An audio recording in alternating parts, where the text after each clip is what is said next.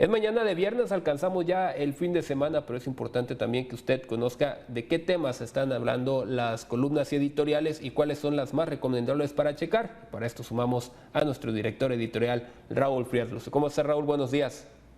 Buenos días, qué gusto saludarte a la audiencia que nos ve este viernes. Hay columnas de interés para poder analizar algunos de los temas, como por ejemplo la cumbre trilateral México, Estados Unidos, Canadá. Sí, sin duda, hoy tienes y es obligada su lectura, la de Raimundo Riva Palacio, en su columna que hoy publica en el periódico El Financiero, que se llama La Cumbre de los Símbolos. ¿Sí? López Obrador, por lo que se sabe, fue un mero pasajero en el asiento de atrás y se desconoce cuántos compromisos cumplirá. Dice, la primera cumbre de líderes de América del Norte en 5 años estuvo llena de símbolos.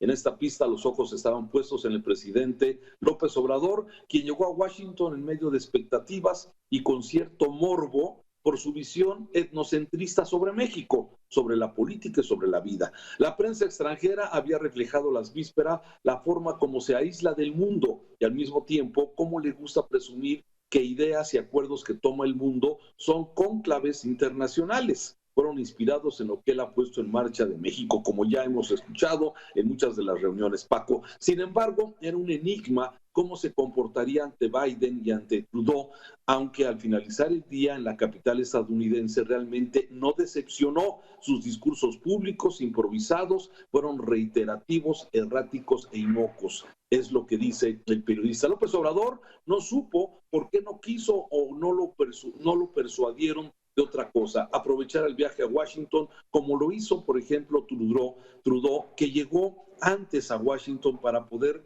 negociar con muchos congresistas estadounidenses, que hay que recordar que a diferencia de México, en los Estados Unidos el Congreso realmente es el que tiene la decisión. El presidente, el representante del Poder Ejecutivo, tiene un poder, pero es limitado. Las grandes decisiones que se toman en los Estados Unidos son del Congreso.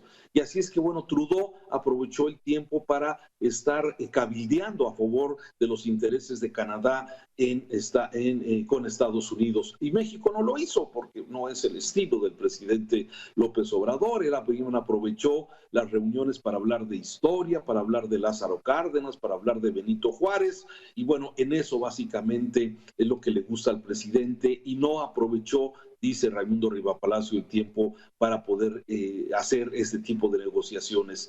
Dice Raimundo Riva Palacio, Estados Unidos, Canadá y México mostraron ser asimétricos en todo, en imposiciones como fue la agenda de la cumbre hecha a la medida de la Casa Blanca, con la personalidad correspondiente. En fin, interesante el análisis que hace Raimundo, un poco de más crítica sobre, bueno, qué se pudo haber aprovechado mejor la cumbre y la visita a Washington por parte del presidente de México. Y de ahí me paso a otra columna que es del periódico Excelsior y que publica hoy Jorge Fernández Menéndez, y que su columna la titula Integración Regional, China y seguridad. Y aquí el periodista, el analista, hace básicamente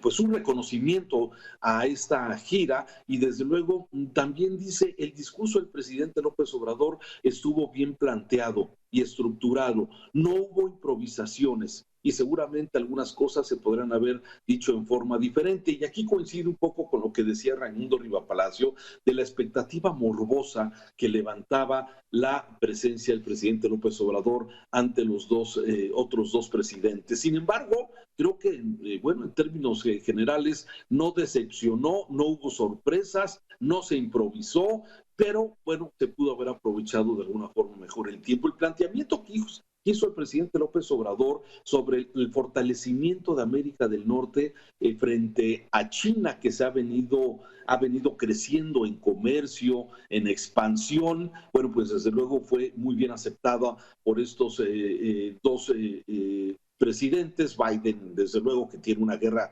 comercial con China, y desde luego también lo que dice Canadá. Pero de ahí el analista Fernández se va a otro tema, a lo que sucedió en la práctica, porque dice una cosa son los discursos y otras cosas son los temas que se tratan de interés. Lo que vimos de los presidentes del primer ministro canadiense y los presidentes de México, Estados Unidos, sí, pues son discursos que de alguna forma van asimétricos en un mismo sentido. Pero lo realmente importante es lo que pasa por atrás. Y aquí dice: sin embargo, unas horas antes de encontrarse con el presidente López Obrador, se dio a conocer que el presidente Biden había firmado una ley que autoriza al Departamento de Justicia a perseguir donde sea, incluso fuera de sus fronteras, a quienes ataquen agentes estadounidenses. La legislación fue impulsada en honor a los agentes de la Oficina de Inmigración y Aduanas que fueron atacados en México, Jaime Zapata y Víctor Ávila, el 15 de febrero del 2011.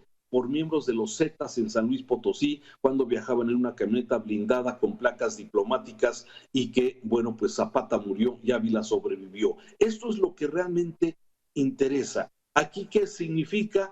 Que en días pasados el nuevo embajador de Estados Unidos en México, Ken Salazar, había pedido al presidente López Obrador que se permitiera de nueva cuenta que agentes de las diferentes agencias de los Estados Unidos de seguridad, si pudieran entrar a México. Y esto, pues desde luego es relevante porque significa que seguirá desde luego actuando los agentes de Estados Unidos en México, especialmente en el tema de la lucha contra el crimen organizado, contra los delincuentes que generan tanta violencia en nuestro país, y eso tiene que ver también con el incremento de muertos por fentanilo, esta nueva droga o droga muy de moda en los Estados Unidos. Así es que son los verdaderos temas que van trascendiendo más allá de los discursos que pudimos observar. Yo dejaría hasta aquí algunas de las columnas que son interesantes. Hay muchas otras, por ejemplo, el tema de la violencia en México, que hoy Alejandro Ope toca en el periódico Universal. Me parece también relevante el análisis que hace sobre este impas que hay de parte de las autoridades federales en el combate a los criminales, y hechos como el de Jalisco o hechos como el de Zacatecas, que dejaron ayer 10 personas muertas colgadas de un puente peatonal. Sí, y bueno, esta lucha intestina que se da entre grupos criminales, bueno, podría cambiar en las próximas semanas, en los próximos meses, con esta nueva autorización de que los agentes de agencias de seguridad de Estados Unidos entren de nuevo a México para presionar a las autoridades mexicanas a actuar en contra precisamente de los narcotraficantes. Quizás lo que pasa en Guadalajara puede ser el principio de este tema. Hasta aquí las columnas más importantes del día, y desde luego deseando que nuestra audiencia tenga un buen viernes. Paco.